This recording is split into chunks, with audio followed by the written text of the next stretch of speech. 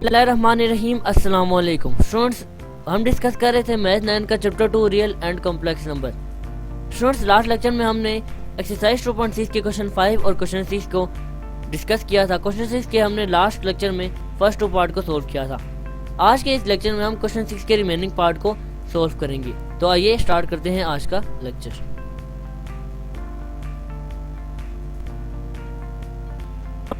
जी students, आज हम question 6 के पार्ट नंबर 3 से स्टार्ट करेंगे। क्वेश्चन 6 का फर्स्ट और सेकंड पार्ट हमने लास्ट लेक्चर में सोल्व कर लिया था। स्टूडेंट्स, क्वेश्चन 6 की स्टेटमेंट हमारे पास वही है कि if z is equal to 2 plus 3 iota and w is equal to 5 minus 4 iota then show that। Students, इसका थर्ड पार्ट है। लेफ्ट साइड में हमें कहा गया है कि आप z और w को मल्टीप्लाई करें और मल्टीप्लाई करने के बाद जो आंसर आए आप उसका कॉन्जुगेट ले लें। जबकि राइट हैंड साइड में हमें कहा गया है कि आप पहले z का कॉन्जुगेट लें, फिर w का कॉन्जुगेट लें और फिर इन दोनों को मल्टीप्लाई करें। तो स्टूडेंट्स, हम सबसे पहले लेफ्ट हैंड साइड सॉल्व करेंगे z और w। तो इन दोनों की हम वैल्यूज पुट करते हैं। स्टूडेंट्स, जो हमने z और w की वैल्यूज पुट कर ली, अब यहाँ पर हम इनका कॉन्जुगेट लेने के बजाय इनको मल्टीप्लाई करेंगे। स्टूडेंट्स, ये 2 इस 5 से मल्टीप्लाई होकर 10 आ जाएगा। ये 2 इस -4 अयोटा से मल्टीप्लाई होकर -8 अयोटा आ जाएगा। स्टूडेंट्स, देन ये 3 अयोटा इस 5 से मल्टीप्लाई होकर +15 अयोटा आ जाएगा और ये 3 अयोटा इस -4 अयोटा से मल्टीप्लाई होकर हमारे पास -12 अयोटा आ जाएगा, -12 अयोटा स्क्वायर। तो स्टूडेंट्स, इसको हम लिखते हैं।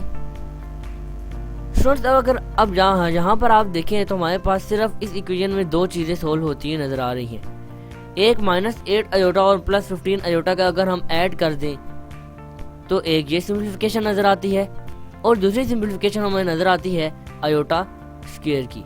अगर हम अयोटा स्क्वायर की यहाँ पर वैल्यू पुट कर दें तो ये इक्वेशन हमारे पास फर्दर सिंप्लीफाई हो जाएगी।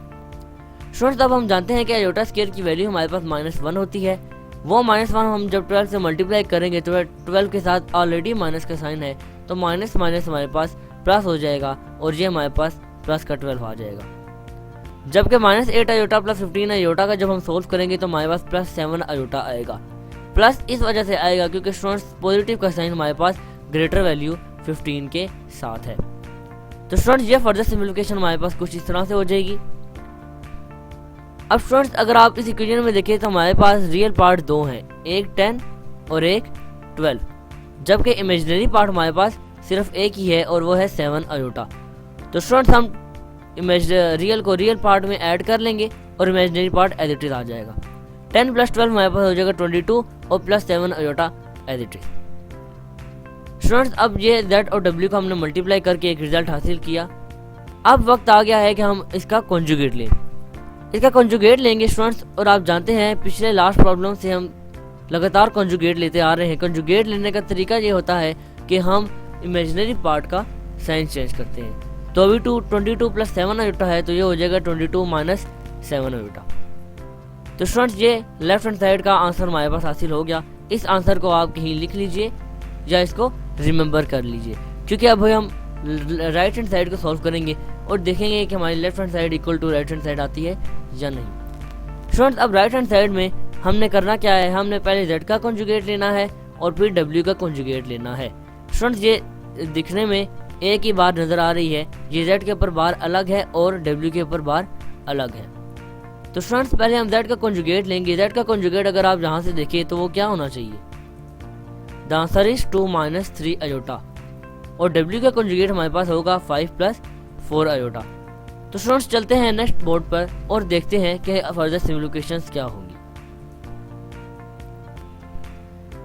जी स्टूडेंट्स, अब हम पुट करेंगे z कॉन्जुगेट और w के कॉन्जुगेट की वैल्यूज को।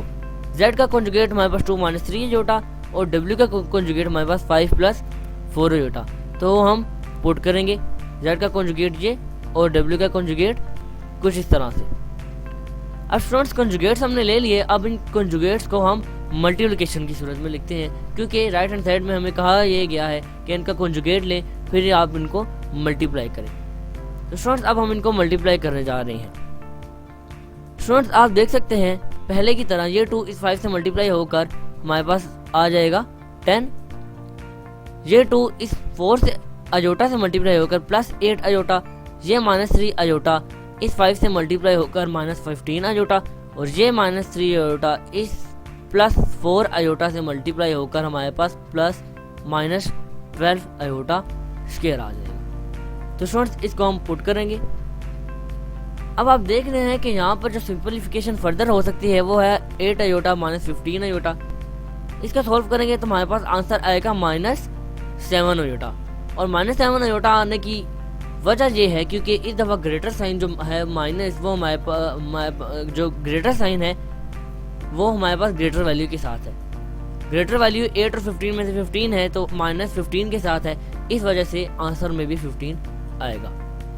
शर्ट जबकि आप जहाँ पर देखें तो हम जहाँ पर अयोटा स्क्वायर की वैल्यू जो कि -1 होती है वो पुट करेंगे और माइनस माइनस प्लस हो जाएगा तो हमारे पास +12 हासिल होगा। तो ये हमारे पास कुछ इस तरह से बन जाएगा।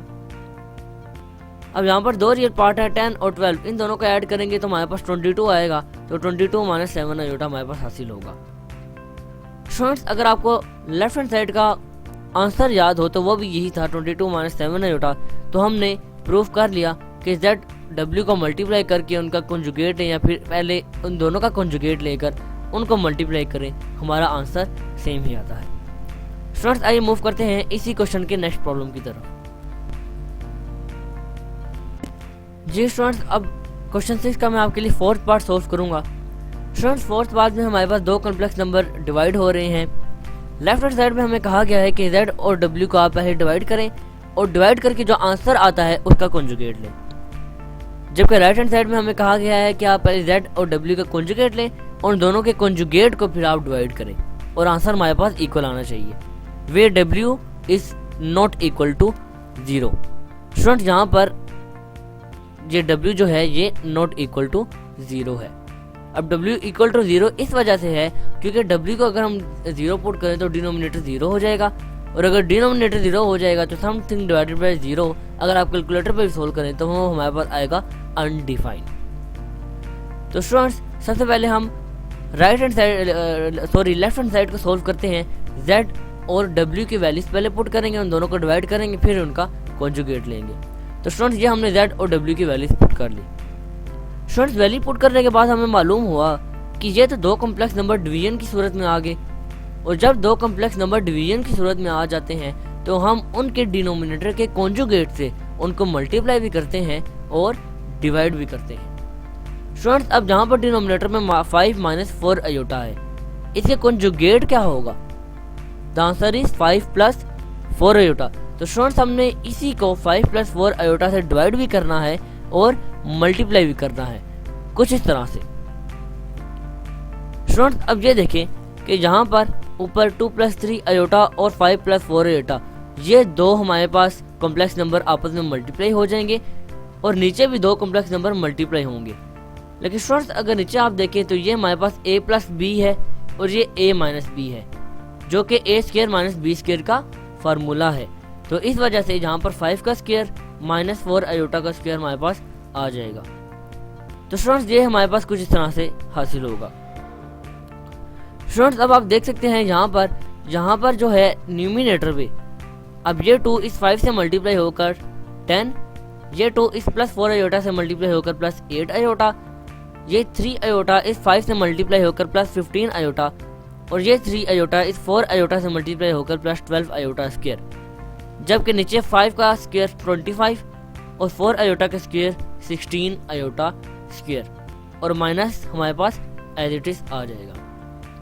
तो स्टूडेंट्स हमारे पास न्यूमिनेटर और डिनोमिनेटर में सिंप्लीफिकेशन फर्दर कुछ इस तरह से होगी कि 8 अयोटा और 15 अयोटा न्यूमिनेटर पे ऐड हो जाएंगे।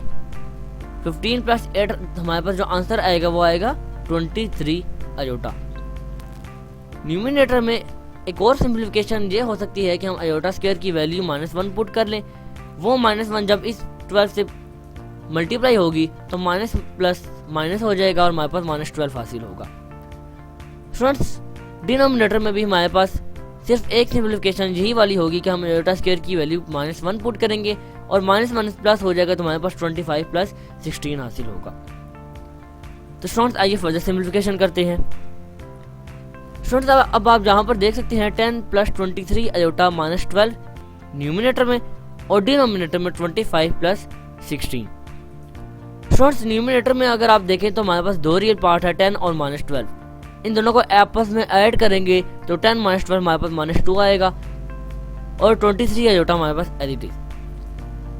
जबकि अगर आप डिनोमिनेटर में देखें तो डिनोमिनेटर में हमारे पास 25 प्लस 16 है और अगर आप इनको सोल्व कर चुके होंगे तो 25 प्लस 16 का जो आंसर हमारे पास आएगा वो 41 आएगा।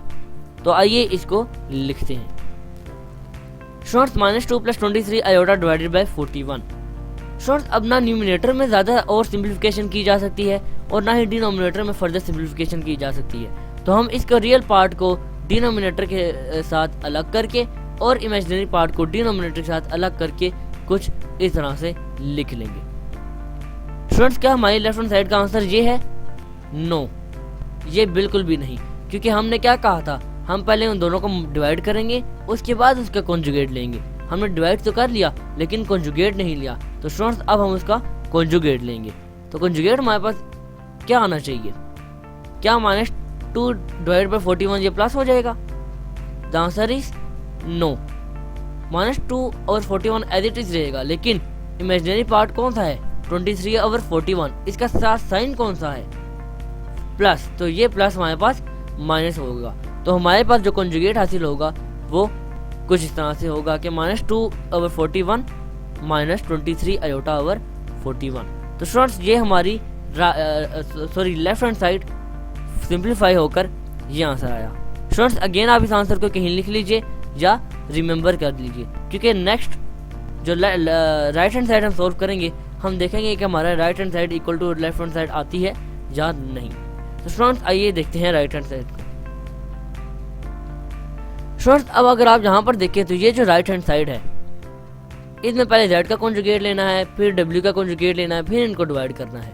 z का कॉन्जुगेट हमारे पास आएगा 2 माइनस 3 अयोटा और w का कॉन्जुगेट 5 प्लस 4 अयोटा और फिर हम इसको इनमें पुट कर लेंगे। तो स्टूडेंट्स ये हमारे पास हमने इनके कॉन्जुगेट्स ले लिए।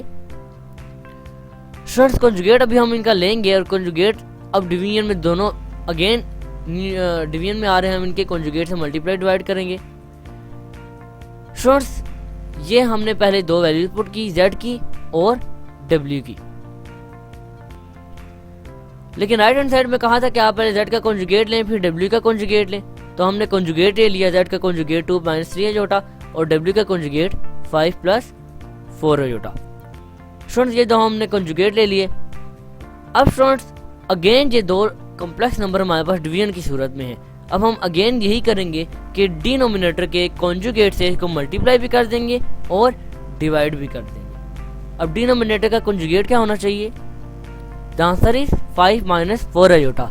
तो हम इसका 5 माइनस 4 अयोटा से मल्टीप्लाई भी कर देंगे और डिवाइड भी कर देंगे, कुछ इस तरह से। स्टूडेंट्स अब न्यूमिनेटर में दो कॉम्प्लेक्स नंबर मल्टीप्लाई हो जाएंगे और डिनोमिनेटर में भी कुछ ऐसा ही होगा।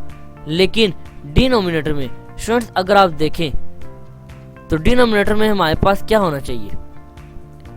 जी स्टूडेंट्स यहाँ पर एक गलती भी आ गई, ये 5 माइनस 4 अयोटा है, 5 प्लस 4 अयोटा नहीं, क्योंकि हम इसके कॉन्जुगेट से मल्टीप्लाई और डिवाइड कर रहे हैं। तो ये हमारे पास 5 माइनस 4 अयोटा है।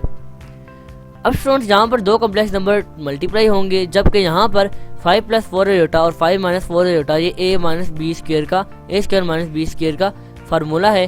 तो 5 स्क्वायर माइनस 4 अयोटा का होल स्क्वायर आ जाएगा। तो ये हमारे पास कुछ इस तरह से फर्दर सिंप्लीफाई हो जाएगा। अब स्टूडेंट्स जहाँ पर मैंने आपको बताया कि ये मिस्टेक बाय मिस्टेकन लिखा गया है, ये 5 प्लस नहीं बल्कि 5 माइनस 4 अयोटा है। अब स्टूडेंट्स जहाँ पर ये 5 स्क्वायर और माइनस 4 अयोटा का स्क्वायर आ गया, 5 का स्क्वायर हमारे पास हो जाएगा 25 और 4 अयोटा का स्क्वायर 16 अयोटा स्क्वायर। जबकि यहाँ न्यूमिनेटर में 2 5 से मल्टीप्लाई होगा, फिर 2 4 अयोटा से मल्टीप्लाई होगा, फिर माइनस 3 अयोटा 5 से मल्टीप्लाई होगा और फिर माइनस 3 अयोटा माइनस 4 अयोटा से मल्टीप्लाई होगा। और जब मल्टीप्लाई होने के बाद हमारे पास कुछ इस तरह से आंसर देगा। स्टूडेंट्स अब आप देख सकते हैं जहाँ पर न्यूमिनेटर में कि हमारे पास सिंप्लीफिकेशन ये हो सकती है कि माइनस 8 अयोटा माइनस 15 अयोटा का अगर हम ऐड कर दें क्योंकि माइनस माइनस प्लस होता है, ऐड होंगे लेकिन साइन माइनस का ही रहेगा, तो ये हमारे पास हो जाएगा -23 अयोटा। और न्यूमिनेटर में फर्दर सिंप्लीफिकेशन ये हो रही है कि हम यहाँ पर अयोटा स्क्वायर की वैल्यू पुट करते हैं -1, तो अयोटा स्क्वायर की -1 इस 12 के साथ मल्टीप्लाई होकर -12 आ जाएगा। जबकि डिनोमिनेटर में भी हम अयोटा स्क्वायर की वैल्यू पुट करने से -16 को +16 बना देंगे। अब स्टूडेंट्स अगर आप न्यूमिनेटर में देखें तो न्यूमिनेटर में हमारे पास दो रियल पार्ट हैं, एक 10 और एक -12, जिनको अगर हम सोल्व करें तो -2 आएगा। और न्यूमिनेटर में 25 + 16 है, जिनको अगर हम सोल्व करें तो 41 आएगा। तो ये हमारे पास कुछ इस तरह से बन जाएगा -2 -23 अयोटा डिवाइडेड बाय 41। अब स्टूडेंट्स यहाँ पर हम इनके रियल पार्ट और इमेजिनरी पार्ट को डिनोमिनेटर के साथ सेपरेट करके डिवाइड की सूरत में लिखेंगे। तो ये हमारे पास जो हमारा आंसर आ जाएगा वो आएगा -2 divided by 41 -23 iota divided by 41। Students क्या ये हमारा आंसर है?